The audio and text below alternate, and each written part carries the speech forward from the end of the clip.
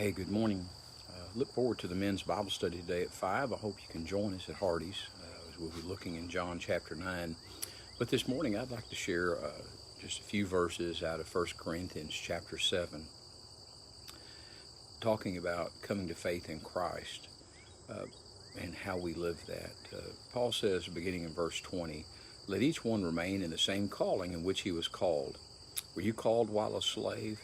Do not be concerned about it. But if you can be made free, rather use it. For he who is called in the Lord while a slave is the Lord's freedman. Likewise, he who is called while free is Christ's slave.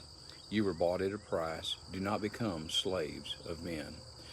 Paul's in a long passage here in chapter 7 as he's talking about our relationships with one another, our relationships with spouses.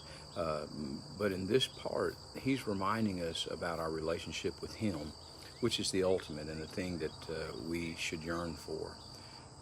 He's reminding us that when the Lord saves us, he doesn't pick us up and say, you can no longer do this, you can no longer be that.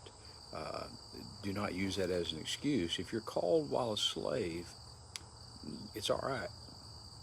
Don't be concerned about it. But if you can be made free, be made free.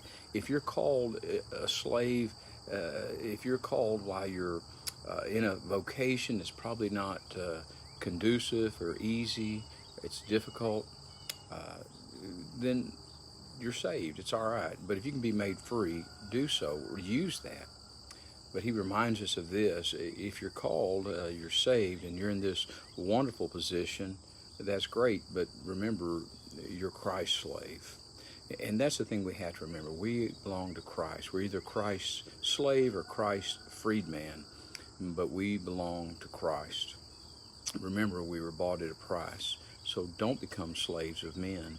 That's the ultimate. I'm very concerned that as we see people who are followers of Christ, they've allowed themselves to become followers of men. We do this in politics, we do this in social life, we do this even in family life. And Paul continues to talk about that in chapter 7. So this day I would just challenge you to remember you were bought at a price. Do not become slaves of men. Belong to Christ. Live for Christ. Honor him. I pray you have a great day. Know that you are loved. Know that as always at Westview, we're here for you. And so you have a great day, and God bless.